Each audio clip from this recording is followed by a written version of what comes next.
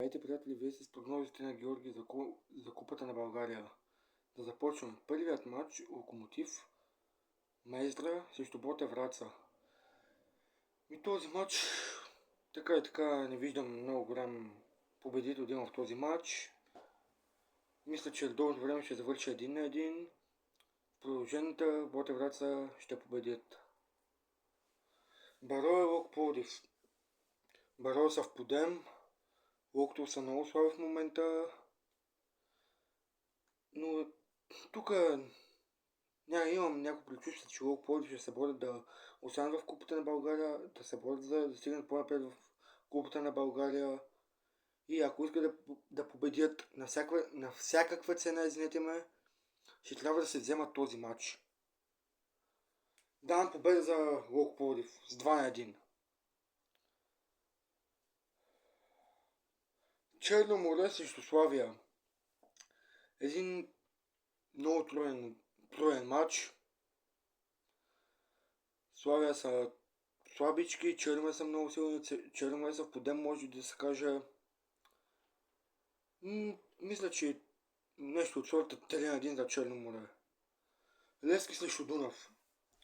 Тук мисля, че Левски няма да имат проблеми да победят Дунав с нещо от сорта 3-4-0 и евентуално да се борим нещо за по-напред да стигнем.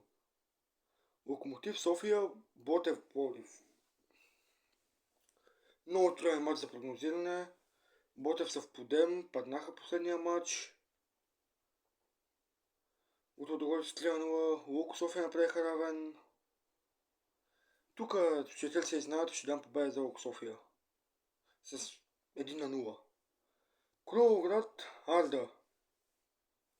Крумовград Арда. Не виждам тук някакви голями... Някакъв голям победител. Не виждам тук и давам победа за Арда с нещо от сорта 2-1, 2-0. Спартак Варна ЦСКА. Тук вече мисля, че Спартак Варна ще победи ЦСКА-то с 2-1. Защото, да, ЦСКА победиха последния път Спартак Варна с 3-0. Ахмед Ахмедов вкара много хубав гол. И затова мисля, че Спартак Варна ще набере кураж, ще набере сили, ще скочи с всички сили, с зъби и ногти срещу ЦСКА-то само да ги отстрани от Купата на България.